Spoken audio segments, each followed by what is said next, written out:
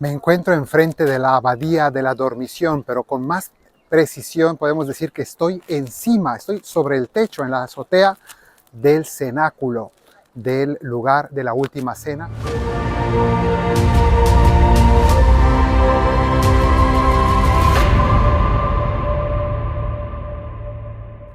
Hoy la liturgia nos presenta el inicio o un buen fragmento del capítulo 17 de San Juan, que es la oración sacerdotal de Jesús, esa oración que Jesús hizo en la última cena, según se nos narra en el Evangelio de San Juan.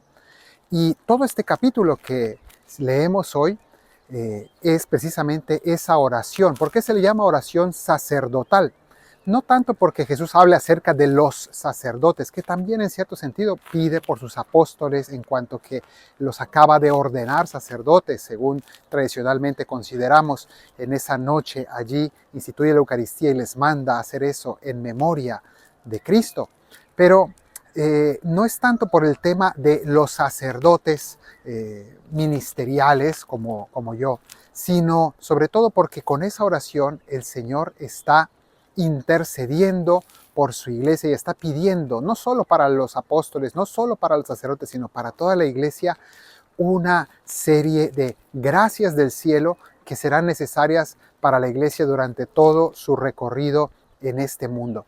Entonces, podemos decir que esta oración no solamente Jesús la hizo aquí debajo, en el cenáculo, para aquel momento, sino que es la oración que el Señor, podemos decir que está recitando a la derecha del Padre, intercediendo por nosotros, así lo decimos, que Él está a la derecha del Padre para interceder por nosotros. ¿Y qué es lo que está pidiendo al Padre todo el tiempo, durante toda la eternidad? Está pidiendo estas mismas cosas que escuchamos en esta oración, en este capítulo 17 de San Juan. Pero yo me quiero fijar hoy únicamente en la última frase de este Evangelio.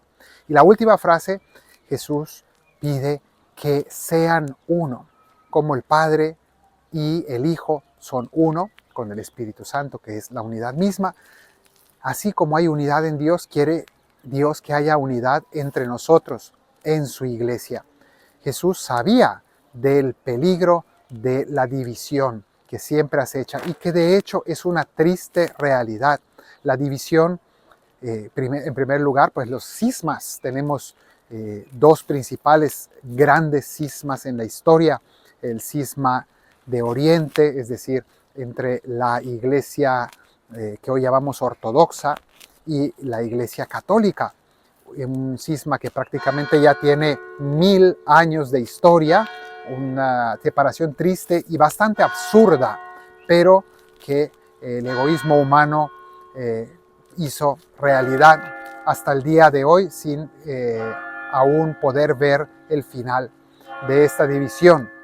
Pero también tenemos otro gran cisma, el de Occidente, es decir, el del protestantismo, el de Lutero, que luego degeneró en una grandísima división subsecuente, y que, pues eso, la fragmentación de la iglesia en muchísimos, en 1000 pedazos, podemos decir, iglesias de todo tipo, denominaciones varias, y que pues hay un desacuerdo constante, una variedad de doctrinas y de versiones del cristianismo que nos separan en muchas convicciones, aunque lo esencial tenemos también que subrayar que sigue siendo lo que nos une, pero es triste que la túnica inconsútil, es decir, sin costura, esa túnica de Cristo que le fue arrebatada, luego fue dividida y repartida. Se repartieron sus vestidos, dice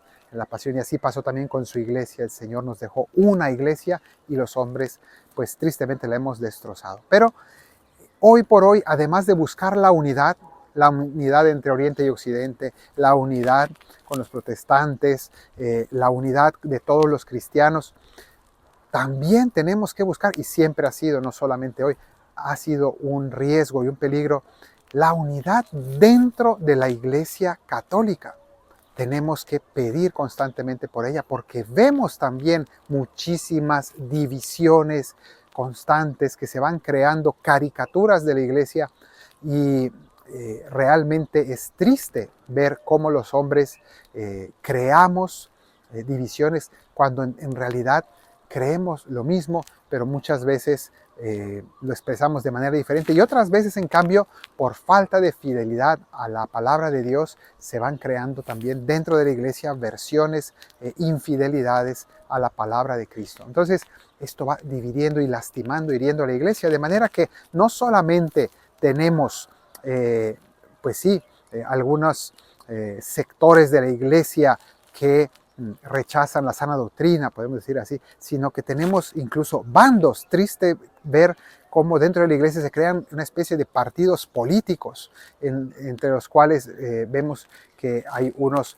que se consideran conservadores y otros se consideran progresistas y se tachan unos a otros de radicales o de infieles o de tantas cosas.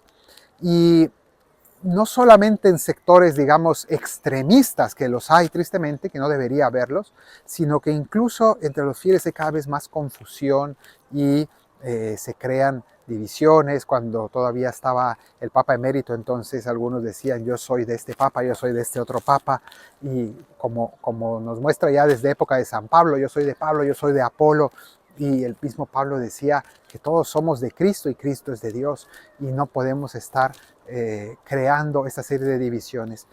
Y esta unidad de la iglesia tiene que venir también de la unidad en nuestras parroquias y en nuestras familias y en nuestras pequeñas comunidades.